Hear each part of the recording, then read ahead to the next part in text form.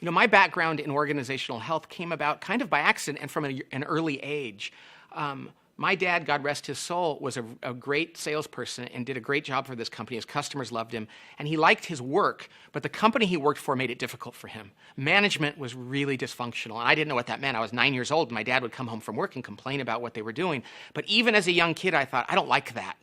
Why should my dad spend 9 hours or 10 hours a day doing something that people frustrate him in when he's generally really good at it and successful?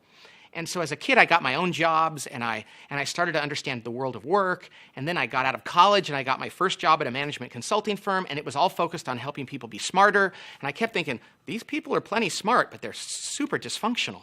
And I remember going to a client and spending hundreds of thousands of their dollars trying to fix a marketing problem, when in fact the problem was that the marketing department and the strategic planning department and the executive suite didn't get along, and they didn't agree on anything.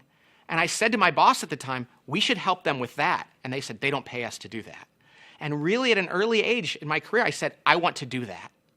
And so then I went to work at a number of firms, high-tech companies, and I learned more and more about the dynamics of organizations. And then I thought I was going to go to work for a CEO doing this in a really big company in a high-profile way. And that's when I had this great department that worked for me, and I said, let's start our own company.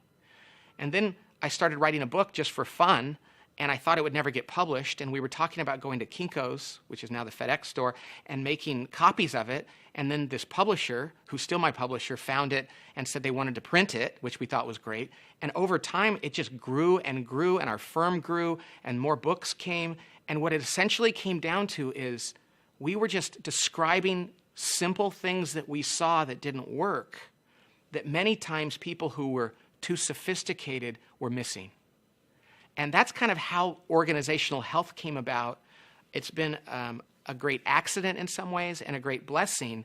And we feel like as the world gets more complex and complicated, returning to these simple truths is more valuable than it's ever been. So that's my story.